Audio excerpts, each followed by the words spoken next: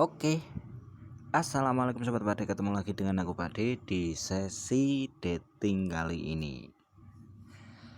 Setelah mencoba trial lagi ya, ini aku amati ya dari perjalanan 0,6 USDT aku bermain di future market di Binance. Ini saat saldo di range 1 USDT itu aku coba untuk turunkan leverage menjadi 10, dan ternyata modal yang harus dikeluarkan juga banyak. Ini makanya menjadi sebuah tolak ukur ya buat leverage, menggunakan leverage dengan modal minim. Karena biasanya aku trading dulu waktu masih aktif lah, sebelum menikah itu memang leverage kecil, modal yang digunakan pun cuma 1%, karena memang modal yang 1% dari modal futur kita ya, dari perpetual market, dari saldo di derivatif kita. Karena apa? Karena menurutku pribadi itu memang langkah yang paling tepat gitu. Tapi dengan catatan ya modal ya juga ndak cetek gitu loh. Ya aku dulu sampai 3.000 lah, minim modal itu 3.000 dulu bermain. Lah ini menjadi challenge aku pribadi buat tahu nih leverage yang bagus itu berapa dengan modal yang minim gitu. Dan ini aku coba dari 0,6, akhirnya terliquid juga di tanggal 16 kayaknya, 16 apa 17, dan akhirnya aku support lagi 0,7 walaupun tidak sempat aku record karena memang mengatasi grogi ya. Terus terang loh, membawain materi seperti ini itu groginya itu minta ampun. Nggak seperti kalau trading yang tidak direcord. Aku udah bilang bolak-balik ke kalian, karena aku biasa trading, aku tuh biasa ndak terekspos gitu. Dan ini aku paksa untuk expose dan juga challenge buat diriku sendiri, buat di mana dunia investasi itu digoyang dengan kasus binomo ya, kasus binary option yang judi ya. Memang udah dari awal memang itu betting gitu loh. Tapi itu semua dipukul rata. Orang yang bermain di forex ataupun saham, terutama forex yang bermain di perpetual market ya, di derivatif market, itu disamaratakan semua, padahal itu beda. Tapi ya begitulah. Ini untuk menambah literasi keuangan kalian sebagai seorang trader ya. Dan ternyata tadi sempat cuan sudah kembali di angka 1 dolar, walaupun kerugian juga belum tertutup ya.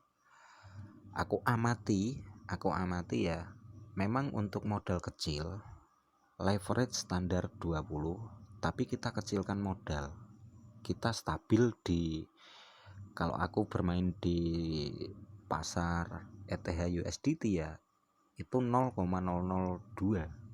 Jadi aku stabil, jadi aku kurangin terus itu modalnya sampai menyentuh 1%, baru aku secara bertahap leverage nanti aku turunkan. Kalau ndak gitu, kita ndak bisa fleksibel. Untuk saat ini market turun nih, saat kita ambil long, turun dalam sampai 0,75. Kalau kita sudah turunkan leverage, tentunya tuntutan modal yang harus kita setor juga tinggi kan. walaupun kita sudah adjust pun tidak bisa selama settingan price perlindungan price itu kita masih on kan.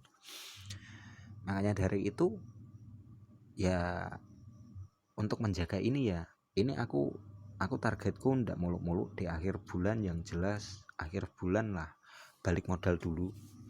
Setelah itu besok kita tempur lagi di bulan depan, karena memang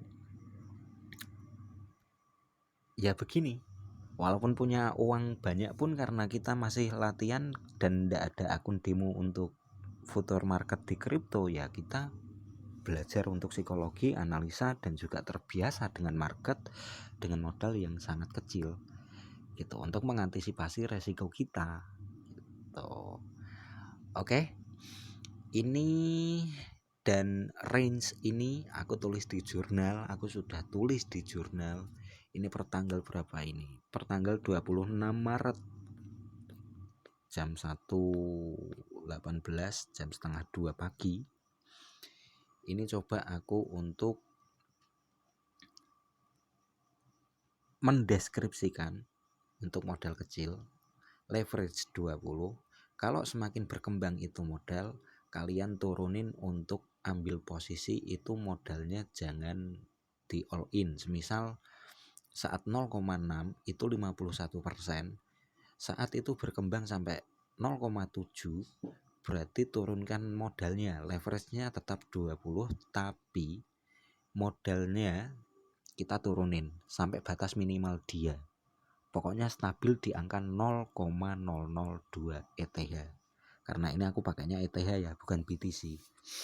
Tapi bisa dikata di market apapun, yang jelas nanti modal yang kalian trade kan itu turunin terus gitu sampai menyentuh 0,1%. Setelah itu secara bertahap baru leverage kita turunkan secara bertahap. Itu berfungsi untuk ketahanan modal kita karena kita pakai cross bukan isolate. Nanti mungkin beda perlakuan lagi kalau modal kita sudah berkembang lebih dari 1000. Itu beda lagi cerita. Dan kita harus menata risk management lebih ketat lagi. Oke. Gitu dulu buat yang trading dari modal kecil. Ya semua butuh proses, ndak instan dan perlu konsisten. Dan juga diingat di samping analisa yang tajam, psikologi yang bagus, dan juga latihan terus menerus, ndak ada cara instan untuk kaya, semua berproses. Kalian harus manajemen resiko benar-benar sedari sekarang, dan juga kalian latihan deh dari hal-hal kecil. Semua teori itu sama menurutku. Yang menjadi tantangan terbesar seorang trader itu adalah psikologinya. Di samping teknik ya, aku bilang di samping teknik. Oke, disclaimer, ini bukan anjuran investasi atau melakukan apapun yang ada di video ini, karena ini hanya bertujuan untuk informasi, edukasi, serta dokumentasi pribadiku semata. Disadari bahwa resiko investasi itu sangat tinggi, selalu gunakan dana bebas, jangan dana beras, do your own research, karena tanpa riset kalian bakal bunuh diri. Dengan ini kalian menyadari bahwa resiko investasi menjadi tanggung jawab pribadi masing-masing. Pak D bukan seorang ahli keuangan ataupun ahli cryptocurrency.